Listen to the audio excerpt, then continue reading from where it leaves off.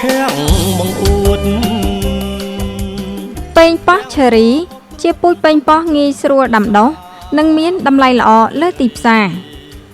បច្ចុប្បន្នប្រភេទប៉េងប៉ោះឈើរីដែលជាពូជដំណាំនាំចូលត្រូវបាននិងកំពុងមានប្រជាប្រិយភាពនៅលើទីផ្សារទាំងផ្សារទំនើបនិងផ្សារប្រពៃណី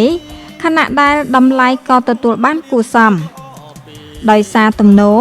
និងមានតម្រូវការពីទីផ្សារច្រើនបានជំរុញឲ្យកសិករមួយចំនួនងាកមកដាំដុះប្រភេទប៉េងប៉ោះឈើរីត្បិតថាបច្ចេកទេសដាំដុះក៏មិនសូវខុសគ្នាពីការដាំដំណាំប៉េងប៉ោះខ្មែរនោះដែរជាលក្ខណៈទូទៅរបស់ពូជប៉េងប៉ោះឈើរីគឺមានផ្លែតូចៗជាងផ្លែប៉េងប៉ោះខ្មែរប៉ុន្តែប្រើរយៈពេលដាំដុះតិចជាងការដាំប៉េងប៉ោះខ្មែរជាពិសេសវាមានតម្លៃល្អនៅលើទីផ្សារដោយគេអាចលក់បានក្នុងតម្លៃ 3,500 រៀលទៅ 4,000 រៀលក្នុង1គីឡូក្រាមដែលអាចលក់បានទាំងនៅតាមផ្សារធម្មតាឬផ្សារប្រពៃណីនិងនៅតាមផ្សារទំនើបផងដែរហើយចំពោះបច្ចេកទេសនៃការដាំដុះក៏មិនខុសពីពូជប៉េងប៉ោះផ្សេងទៀតនោះដែរដោយជំហានដំបូងក្នុងការដាំដុះគឺការជ្រើសរើសពូជដែលគេអាចរកទិញពូជបាននៅតាមទីផ្សារឬកន្លែងលក់គ្រាប់ពូជដំណាំហើយពេលវេលាដាំដុះដែលសមស្របគឺនៅចន្លោះខែវិច្ឆិកាដល់ខែកុម្ភៈបើតាមលោកសវែងមន្ត្រីបច្ចេកទេសកសិកម្មនៃមន្ទីរកសិកម្មរុក្ខាប្រមាញ់និងនេសាទខេត្តបៃលិនបានឲ្យដឹងថាពាក់ព័ន្ធនឹងការបណ្ដុះកូនមុនពេលសាបគ្រាប់ប៉េងប៉ោះកសិករត្រូវភ្ជួរដីហាលចោលអំឡុងពេល1ទៅ2សប្តាហ៍ដើម្បីឲ្យស្មៅងាប់និងដីផលល្អបន្ទាប់មកយកជីលាមកសត្វឬជីកំប៉ុស្តទៅលាយជាមួយដីឲ្យសព្វល្អរួចសាបគ្រាប់ពីលើលុះដល់ប៉េងប៉ោះដុះបានរយៈពេល15ទៅ20ថ្ងៃគេអាចយកកូនប៉េងប៉ោះទៅដាំនៅរោងបានហើយខ្ញុំបាទឈ្មោះសវែងជាមន្ត្រីបច្ចេកទេសនៃមន្ទីរកសិកម្មរុក្ខាប្រមាញ់និងនេសាទខេត្តបៃលិនយើងបានណែនាំឲ្យកសិករអនុវត្តការងារដាំដុះបន្លែជាពិសេសគឺប៉េងប៉ោះឈើរីតាមគោលការណ៍នៃការងារអនុវត្តកសិកម្មល្អដែលយើងហៅកាត់ថាកេបអញ្ចឹងនៅក្នុងខេត្តបៃលិនយើងមានកសិករសរុបប្រហែលជា75គ្រួសារដែលបានចូលរួមនៅក្នុងការបណ្ដុះបណ្ដាលពីបច្ចេកទេសនៃការងារអនុវត្តកសិកម្មល្អដែលយើងហៅកាត់ថាកេបនេះបាន75គ្រួសារហើយក្នុងគោលបំណងនៃការងារអនុវត្តកសិកម្មល្អនេះក្នុងគោលបំណងទី1គឺទាំងអ្នកផលិតនិងអ្នកប្រើប្រាស់គឺទទួលបាន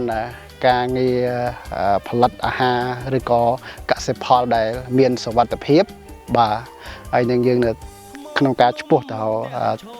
ទីផ្សារដែលជំរុញឲ្យការងារអនុវត្តកសិកម្មនេះទទួលបានលទ្ធផលល្អប្រសើរបាទគោលការណ៍នៃការងារអនុវត្តកសិកម្មល្អនេះគឺយើងផ្ដោតលើការងារចំនួន10ចំណុចធំពាក់ព័ន្ធតាំងពីការប្រើប្រាស់ទឹកអញ្ចឹងយើងត្រូវតែប្រើប្រាស់ទឹកដែលមានប្រភពច្បាស់លាស់ដែលអត់ទទួលរងនឹងការបំពុលហើយទីតាំងដែលផលិតនេះគឺជាទីតាំងដែលតាំងពីដីរបស់យើងនេះគឺដីដែលអត់មាននៅចិត្តកន្លែងរោងចក្រឬក៏កន្លែងណាដែលទទួលរងផលប៉ះពាល់ដោយសារការបំពុលផ្សេងៗហើយអ្វីដែលសំខាន់ជាងគេវិធីសាស្ត្រនៅក្នុងការដាំដុះរបស់កសិករគឺយើងផ្ដោតទៅលើការប្រើប្រាស់ប្រភេទជីធម្មជាតិជីកំប៉ុស្តកាត់បន្ថយការប្រើប្រាស់ជីគីមីហើយជាពិសេសគឺការគ្រប់គ្រងកត្តាចង្រៃតាំងពីជំងឺឬក៏សត្វល្អិតគឺយើងប្រើប្រាស់តាមគោលការណ៍វិធានការចម្រុះដែលយើងហៅកាត់ថា IPM ហ្នឹងគឺយើងកាត់បន្ថយជាអតិបរមានៅការប្រើប្រាស់ថ្នាំពុលកសិកម្មយើងប្រើប្រាស់ជំនួសវិញដោយការប្រើប្រាស់ថ្នាំពុលធម្មជាតិដែលយើងបានទទួលការបណ្ដុះបណ្ដាលបន្ថែមពីមន្ទីរកសិកម្មរុក្ខាប្រមាញ់និងនេសាទខេត្តបៃលិនរហូតដល់ការងារប្រមូលផលចឹងការងារប្រមូលផលហ្នឹងគឺយើងត្រូវអនុលោមទៅតាមបទដ្ឋាននៃការងារអនុវត្តកសិកម្មល្អហើយជាមួយនឹងការដឹកជញ្ជូនការវេចខ្ចប់ការបែងចែកប្រភេទបន្លែរបស់យើងហ្នឹង ត្រូវបែងចែកទៅតាមប្រភេទបន្លែតាមស្តង់ដារហើយការដឹកជញ្ជូនត្រូវតែអនុវត្តទៅតាមគោលការណ៍នៃការងារអនុវត្តកសិកម្មល្អរហូតដល់ដៃអតិថិជនចឹង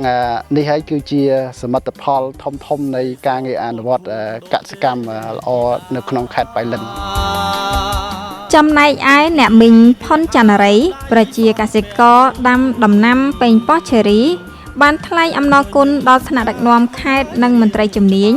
នៃមន្ទីរកសិកម្មរុក្ខាប្រមាញ់និងនេសាទខេត្តបៃលិនបានបង្រៀនបច្ចេកទេសក្នុងការដាំដំណាំផ្សេងៗដល់ប្រជាកសិករក្នុងខេត្តបៃលិនក្នុងការអនុវត្តការងារដាំដុះបន្លែជាពិសេសប៉េងប៉ោះឈើរីតាមគោលការណ៍អនុវត្តការងារកសិកម្មល្អដែលហៅកាត់ថាកែបខ្ញុំឈ្មោះផុនច័ន្ទរីជាកសិករនៅភូមិអូ75ចា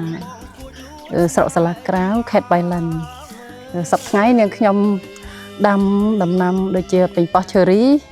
នៅក្នុងផ្ទះសំណាញ់ចាមួយថ្ងៃអាចប្រមូលផលបានក្នុង4ខ្នងនេះអាចប្រមូលផលបានដល់ទៅ400គីឡូលោកគ្រូក៏ប៉ុន្តែ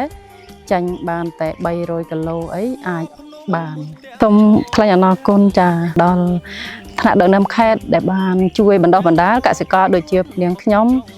ពួកខ្ញុំដែលបានធ្វើប៉េងប៉ោះឈើរីដាំដុះរាល់ថ្ងៃហើយនឹងបច្ចេកទេសដាំដុះហើយនឹងជួយរកទីផ្សាររាល់ថ្ងៃចារាល់ថ្ងៃនាងខ្ញុំលក់ចាញ់ទៅទីផ្សារបាត់ដំបងភូពុយហើយនឹងផ្សារបវលហើយនឹងផ្សារភ្នំពេញជីម៉ុងចាអញ្ចឹងសូមថ្លែងអំណរគុណដល់ថ្នាក់ដឹកនាំខេត្តដែលបានជួយរកទីផ្សារដល់នាងខ្ញុំនៅក្នុងរាល់ថ្ងៃនៅក្នុងតម្លៃ1គីឡូ3500រៀលប៉ុណ្ណឹងនាងខ្ញុំថាអាចគួរសមនឹងអាចធ្វើទៅបានអាចបានសល់ចំណេញចា៎គួរបញ្ជាក់ផងដែរថាប៉េងប៉ោះឈើរីគឺជាបន្លែមួយប្រភេទដែលមនុស្សភាគច្រើននិយមយកធ្វើជាម្ហូបអាហារជារៀងរាល់ថ្ងៃហើយអ្នកខ្លះ